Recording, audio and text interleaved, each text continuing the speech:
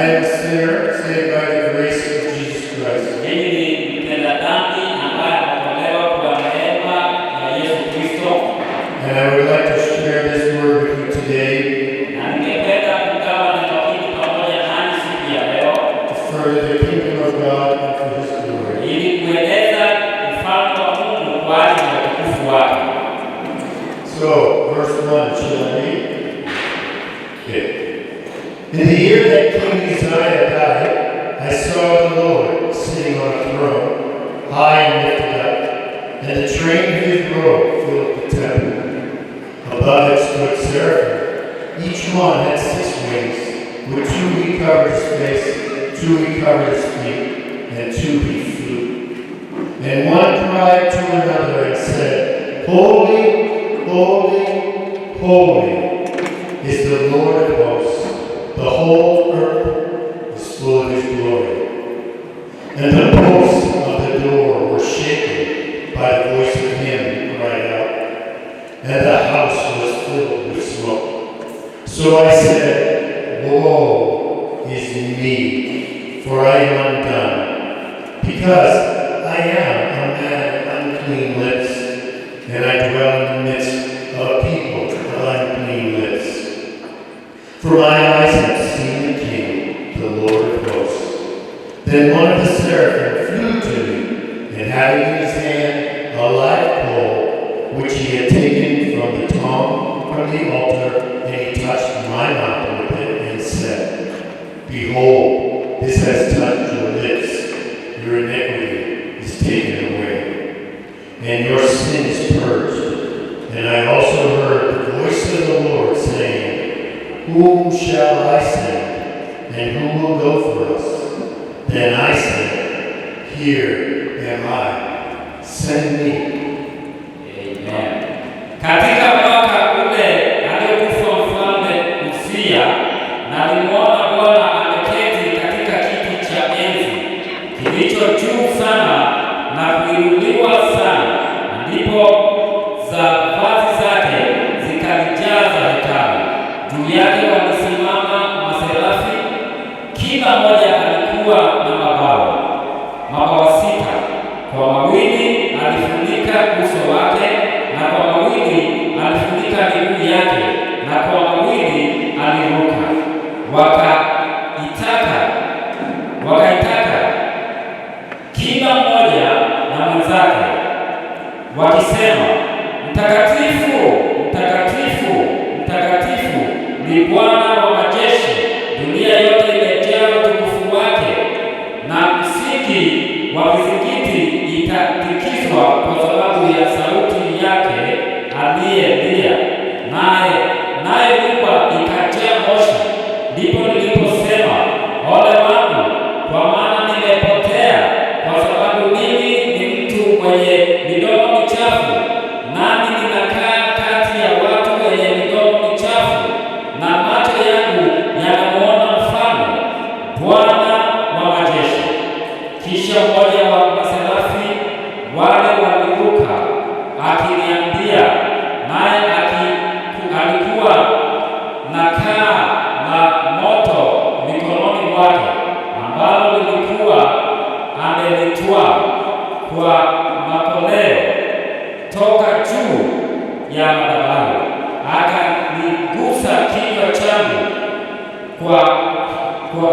kwa kaa hilo, akaniambia, Tazama, hili limekugusa midomo yako, na uovu wako umeondolewa, na dhambi yako imefunikwa. Kisha nikasikia sauti ya Bwana ikisema, Nimtume nani? Naye ni nani atakaye kwenda kwa ajili yetu? Ndipo nilisema, Mimi hapa, nitume mimi. Before I get started in this teaching, I do want to say thank you, Church, for receiving my team with so much love. Kabla sijaanza kuhubiri, tunasema asante sana kanisa kwa kupokea kundi letu kwa upendo mkuu. So now to our teaching. Sasa tuende kwa mafunzo. In In this portion of Isaiah, katika sehemu hii ya Isaya we are being shown the greatness and the majesty of God, tunaonyeshwa ukuu na utukufu wa Mungu and what kind of person that God would use na aina ya yule mtu ambaye Mungu ataweza kumtumia to bring about change and transformation to our community. ili aweze kuleta mabadiliko na hali ya kurudishwa katika jumuiya yetu. Each of us could be that person. Kila mmoja wetu anaweza kuwa huyo mtu. And in these verses we will see how God prepares each of us to serve Him. Na katika andiko hili tutaona jinsi ambavyo Mungu anaandaa kila mmoja wetu aweze kumtumikia. There are three lessons that we can draw from these verses. Kuna mafundisho matatu ambayo tunaweza kupata katika andiko hili. First, we must encounter God. Kwanza, lazima tukabiliane na Mungu. Second, we will recognize the sin in our lives and repent. Ya pili, lazima tutambue dhambi katika maisha yetu na tuweze kutubu. And third, by the grace and mercy of Jesus Christ, we will be cleansed of our sin. Na ya tatu, kwa neema na rehema za Mungu tutaweza kuoshwa kutoka kwa dhambi zetu. And then God will use us powerfully. Kisha Mungu atatutumia kwa njia ya nguvu. I had an encounter with God. Mimi niliweza kukutana na Mungu. It was in Oyugis, Kenya. Na nilikuwa pale Oyugis, Kenya. It was at a time when my faith was weak. Wakati huo imani yangu ilikuwa imedidimia. I was filled with prideful thoughts. Na nilikuwa nimejawa na mawazo ya kiburi. I didn't want to be in God's will. Na sikutaka kuwa katika mapenzi ya Mungu. I wanted to be in my will. Nilitaka kufanya mambo katika mapenzi yangu. I wanted to serve God on my terms.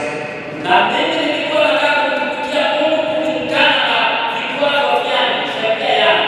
But in Oyugis, Jesus met me. Lakini kule Oyugis, Yesu alikutana na mimi. And as Isaiah did, I cried out, I am a man of unclean lips. Na kama Isaya nikalia na nikasema, Mungu, mimi ni mtu wa mdomo mchafu. But just as Isaiah, God was faithful to cleanse me. Na kama jinsi alivyofanya Isaya, Mungu akawa mwaminifu kuniosha dhambi zangu. And He began a work in me Na akaanza kazi ndani yangu. that I may bring change and transformation in His kingdom. Ili niweze kuleta mabadiliko katika ufalme wake. And all of these years He has grown me that I may stand before you today and proclaim His gospel. Na katika miaka hii yote ameniandaa ili niweze kusimama mbele yenu siku ya leo, niweze kutangaza Injili. Now, as we turn back to our verses, Sasa tunaporudi katika maandiko yetu. in the year that King Uzziah died, I saw the Lord sitting on a throne, high and lifted up, and the train of His robe filled the temple. Katika mwaka ule aliyekufa mfalme Uzia, nalimwona Bwana ameketi katika kiti chake cha enzi kilicho juu sana na kuinuliwa sana. Overall, King Uzziah was a good king. Kusema kweli, mfalme Isaya alikuwa ni mfalme mzuri, But he was later undone. lakini baadaye akakosa kukamilika. We find this in 2 Kings 15:3. Haya tunaona katika Wafalme wa Pili mlango wa 15 mstari wa 3. And he did what was right in the sight of the Lord, according to all that his father Amaziah had done. Akafanya kila kitu ambacho kilikuwa katika machoni pa Mungu kama jinsi baba yake Amazia alikuwa amefanya. And as long as he continued to obey the Lord, he did well. Na alipoendelea kumtii Mungu aliweza kufanya vyema. But when he transgressed, he was struck with leprosy. Na alipotenda dhambi aliweza kupewa ugonjwa wa ukoma. We find this in 2 Chronicles 26:16. Tunaona hayo katika Mambo ya Nyakati mlango wa 26 mstari wa 16. But when he was strong, his heart was lifted up and to his destruction. For he transgressed against the Lord his God by entering the temple of the Lord to burn incense at the altar of incense. Na alipokuwa mwenye nguvu, aliweza kuingiwa na kiburi, akaingia katika hekalu la Mungu kwenda kutoa manukato, na akaweza kutoa manukato katika altari ya Mungu. So we see that even a good and righteous man can be filled with pride and struck down. Sasa tunaona mtu mzuri na mtu mwenye haki anaweza kuingiwa na kiburi na kisha aweze kupigwa na ukoma. As we see this, it's not as important that the king has died. What's important is that Isaiah has encountered God.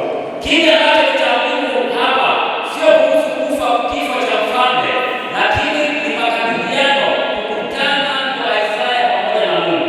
This just gives us a date of when this occurred because we know when the king died. Hii hadithi inatupa tarehe tu ya wakati tendo hili lilipofanyika, wakati mfalme alipokufa.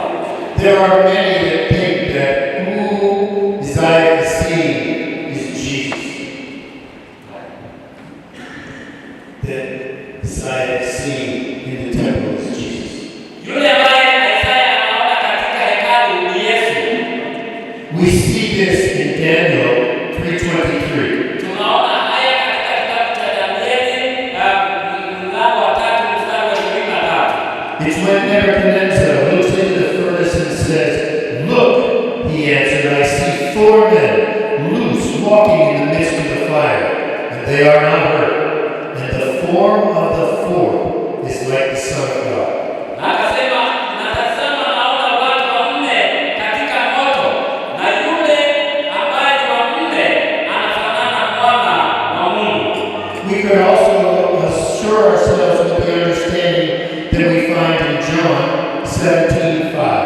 Tunaweza kupata hakikisho katika andiko ambalo tunapata katika Yohana 17 mstari wa 5. And now, O Father, glorify me together with yourself, with the glory which I had with you before the world was. Na sasa Mungu jitukuze na utukufu ambao tumekuwa nao kabla haujatuma ulimwenguni. So we see here the kind of person that God uses is a person that has encountered himself. Aina ya mtu ambaye Mungu atamtumia ni yule ambaye amekutana na Mungu. He was taking a downtrodden Isaiah and lifting him up and preparing him for what he needed him to do. Alikuwa amemweka Isaya chini, lakini alikuwa akimuinua ili aweze kufanya kazi ambayo Mungu ameiandaa ili aweze kupata kufanya. That maybe his king had died, but God was still on his throne. Ukweli ni kwamba mfalme wake alikuwa amekufa, lakini Mungu alikuwa angali kwenye kiti chake cha enzi. So we see here that Isaiah is seeing God on his throne, and many have seen God on his throne. Na hapo tunaona Isaya akimuona Mungu akiwa kwenye kiti chake cha enzi, na watu wengi pia wameweza kumuona Mungu akiwa kwenye kiti cha enzi. Job saw it in Job 26:9. Ayubu anasema katika Ayubu 26 mstari wa 9. Jeremiah saw it in Lamentations 5:19. Yeremia aliweza kumuona katika kitabu cha Maombolezo 5 mstari wa 19. Daniel saw it in Daniel 7:9. Danieli aliweza kumuona katika Danieli mlango wa 7 mstari wa 9. The Apostle John saw it and recorded it over 30 times in the book of Revelation. Mtume Yohana aliweza kumuona na akaweza kunakili mambo hayo mara 30 katika kitabu cha Ufunuo.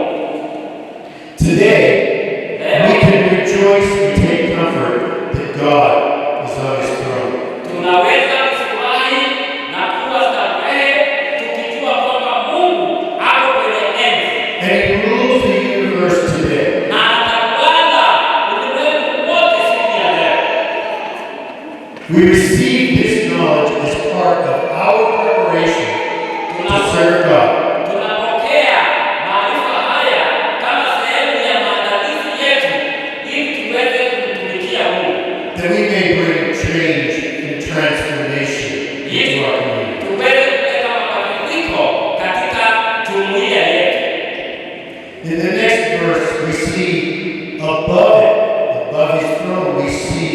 seraphim.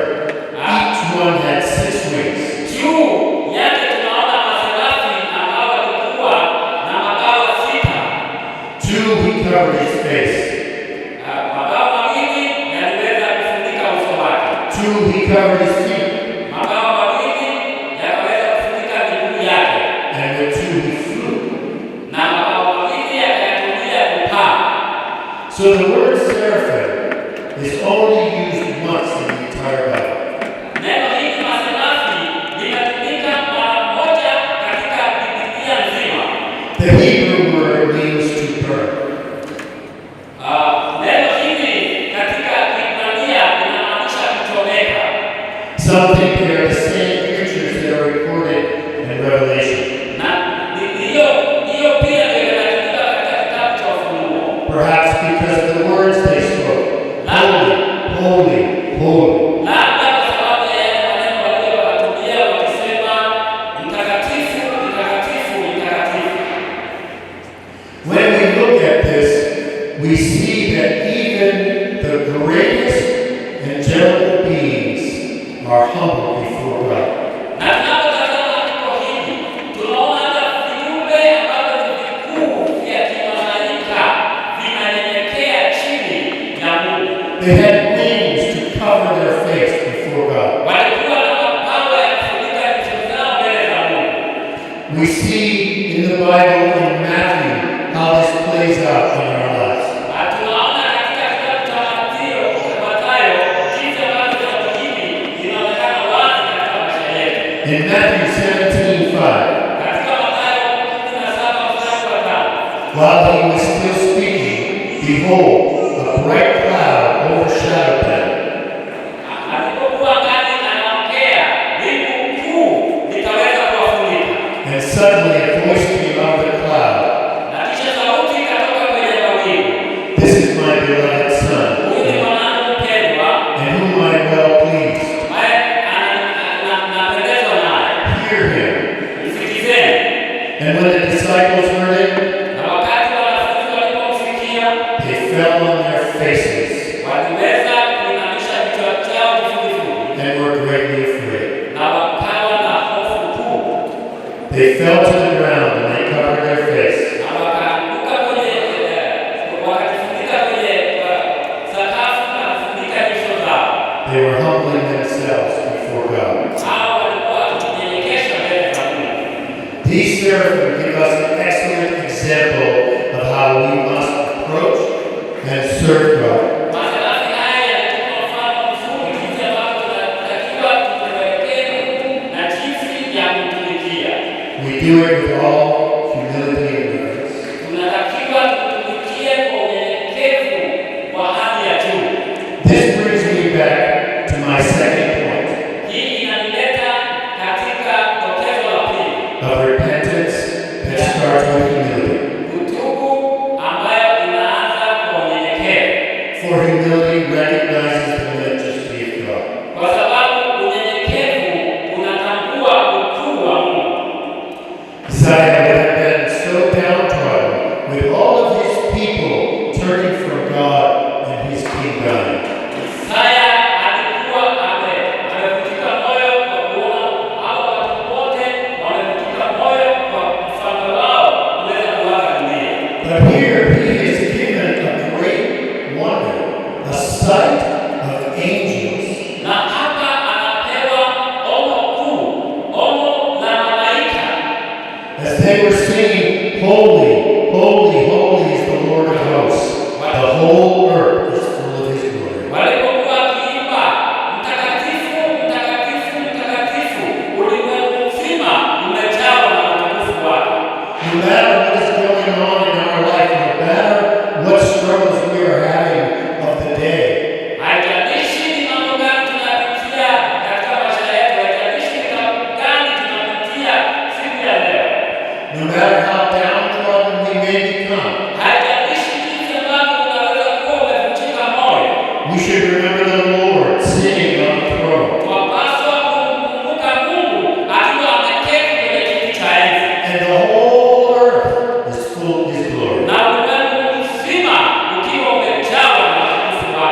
It is a good reminder for us to stop looking down Ni kumbusho mzuri kwetu tukose kuangalia chini and look up. na tuanze kutazama juu.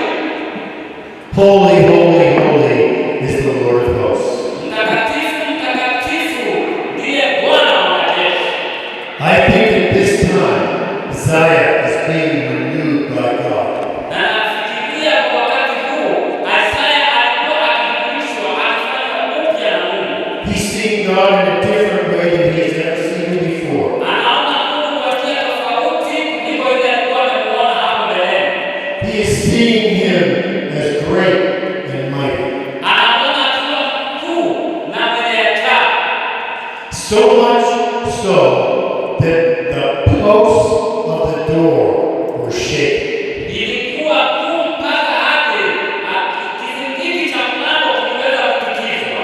They sing so powerfully of the majesty of God, the posts are shaken. Waliimba kwa ukuu kuhusu ukuu wa Mungu mpaka vizingiti vya mlango vikatikizwa.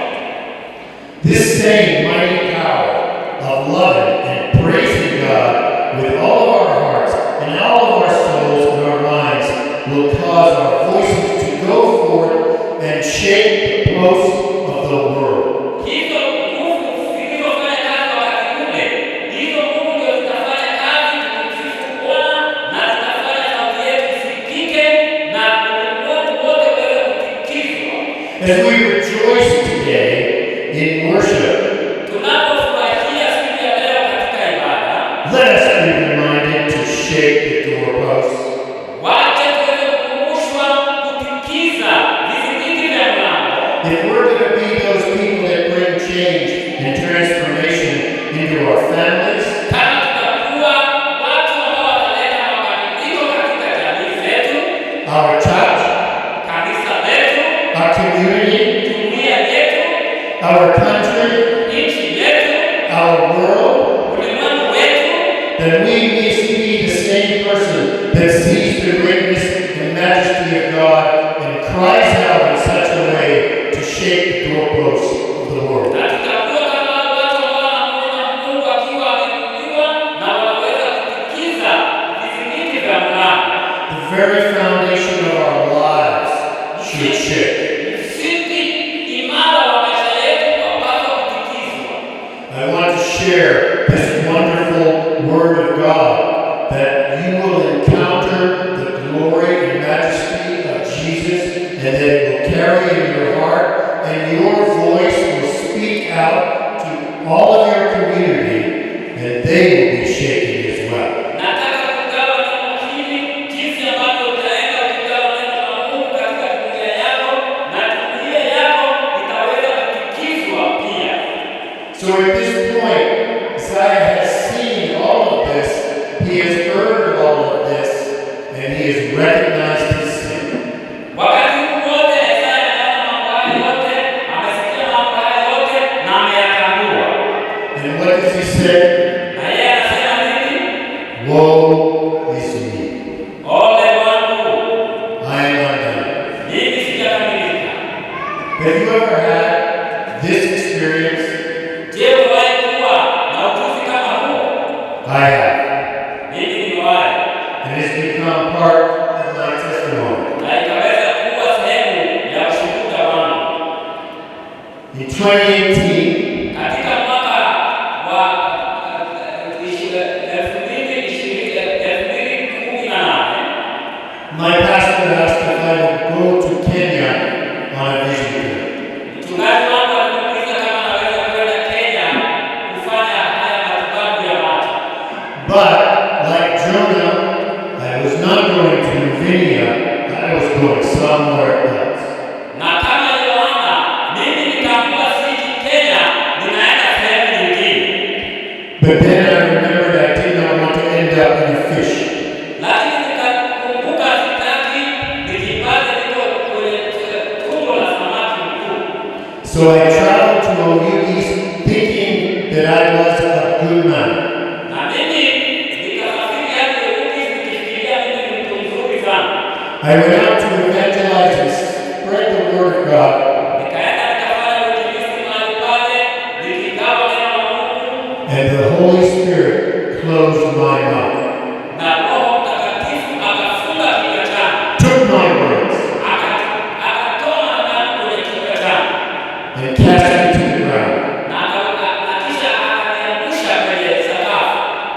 And I groaned, woe is me, I am undone. Na nikaanza kulia, ole wangu mimi sijakamilika.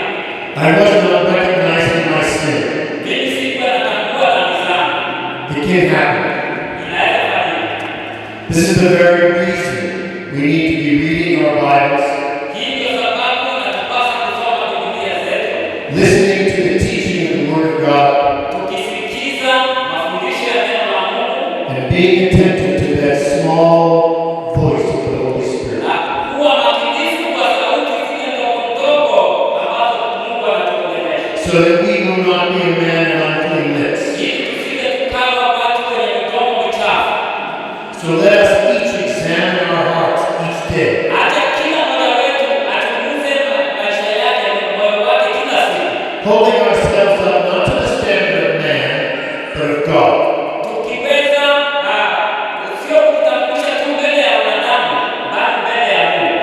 Just as Peter exclaimed in Luke 5:8, Kama jinsi Petro alisema katika Luka 5:8, when Simon Peter saw it, he fell down at Jesus' knees, saying, Depart from me, for I am a sinful man, O Lord. wakati Simoni Petro alipomwona akaanguka chini akamwambia, ondoka kwangu kwa sababu mimi ni mwenye dhambi.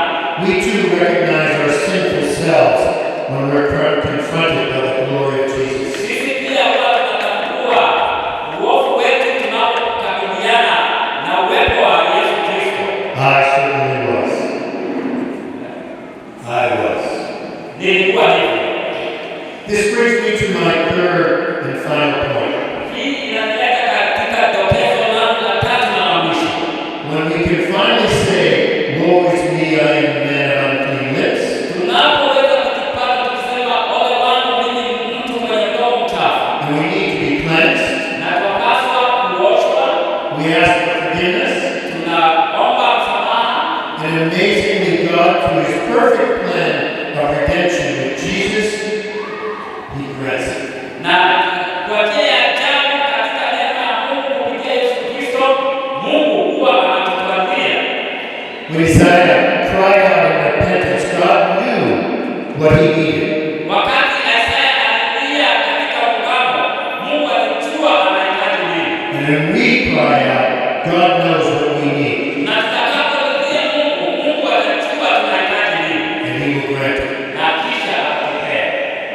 So to be prepared to serve God, we must be cleansed. Ili tuweze kujiandaa kumtumikia Mungu, inatupasa kwanza tuoshwe. When Isaiah cried out in repentance, Wakati Isaya alilia kwa toba, God met his need and provided cleansing. Mungu alijua hitaji lake na akaweza kupeana maji ya kuosha. So before we can minister to others, Kabla hatujatumikia watu wengine, we must be ministered to from Jesus. tunapaswa kutumikiwa na Yesu Kristo. Yesu anafaa kutuhudumia kwanza. Before we look at our neighbor and say, Woe is you, Kabla hatujatazama jirani yetu na kumwambia ole wako, we have to look at ourselves and say, Woe is me. inatupasa tukitazame na tuseme ole wangu. Now that Isaiah has been seen his sin, confessed it, he's been cleansed, he is ready to serve God. Sasa Isaya ameona dhambi zake, ametubu na ako tayari kumtumikia Mungu. So, each day, Kwa hivyo kila siku, do we see the glory of God in His Word? je, huwa tunaona katika utukufu wa Mungu katika kazi yake? Do we see it in His creation? Je, huwa tunaona katika maumbile yake? In a sunrise that heralds the Lord has given you another day. Na wakati jua linachomoza na jinsi ambavyo Mungu amekupa siku mpya, Do we give God the blessing for the breath in our bodies? je, huwa tunambariki Mungu kwa kutupa pumzi katika miili yetu? Do we marvel at the birth of a child? Je, huwa tunashangaa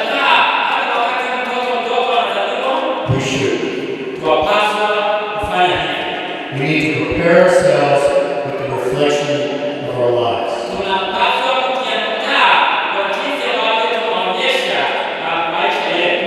Only then are we ready to meet our family, Na hapo ndipo tutaweza kukutana na jamii zetu, our church, kanisa letu, our community, jumuiya yetu, our country, nchi yetu our world, na ulimwengu wetu, and we have clean hearts and cleanness.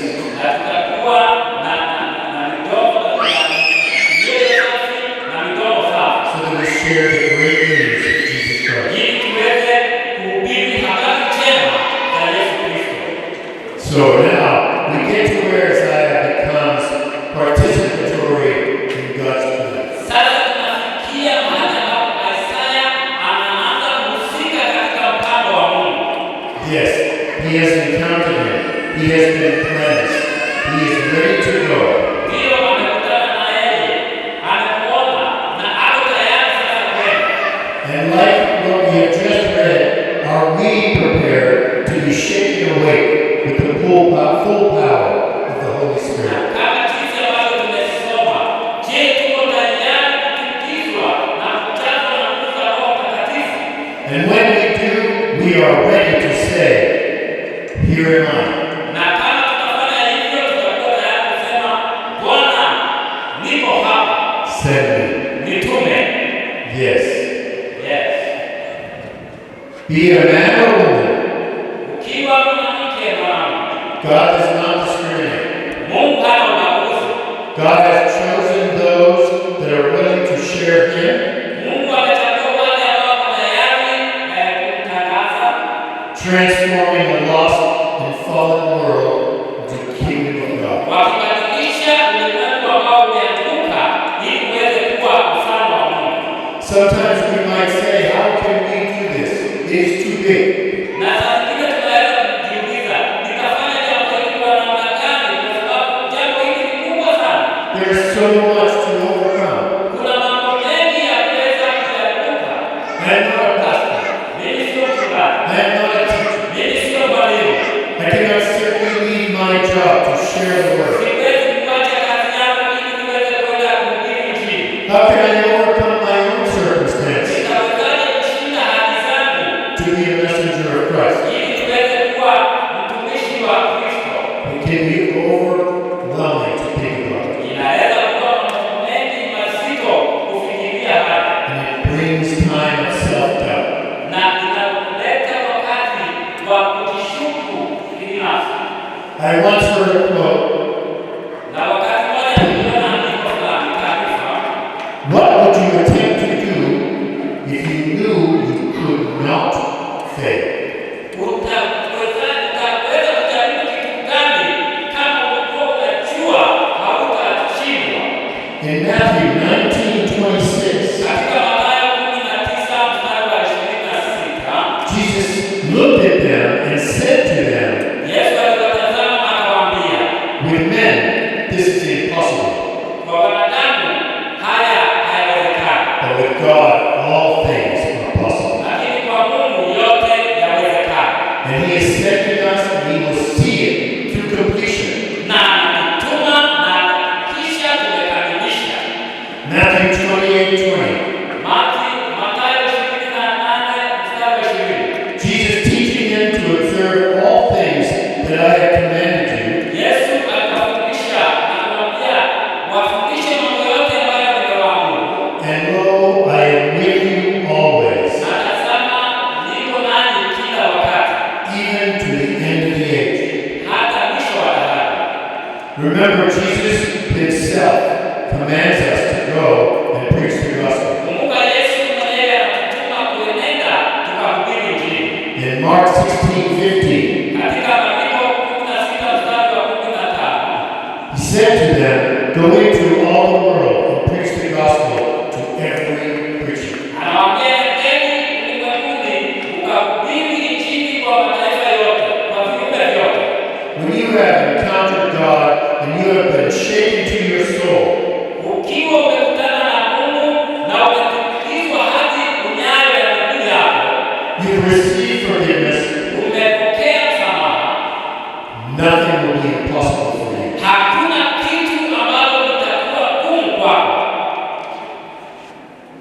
After I encountered Jesus in the town of Elymas, Baada ya mimi kukutana na Yesu kule mji wa Elymas, confessing my sin to God, nikaweza kuungama dhambi zangu kwa Mungu, talking about my faith with my pastor, nikaanza kuongea kuhusu imani yangu kwa mchungaji wangu, reading my Bible, nikisoma Biblia yangu, believing again that Jesus could do all things. nikiamini tena kwamba Yesu ataweza kufanya mambo yote.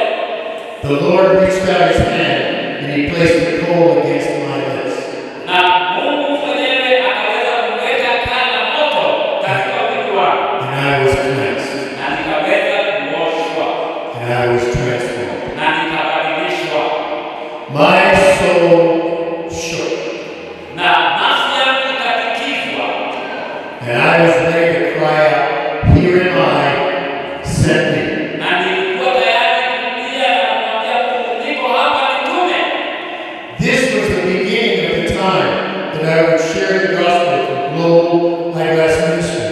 Hii ndio wakati wa kwanza niliweza kupata fursa ya kuweza kuhubiri Injili na Global Eye Ministry.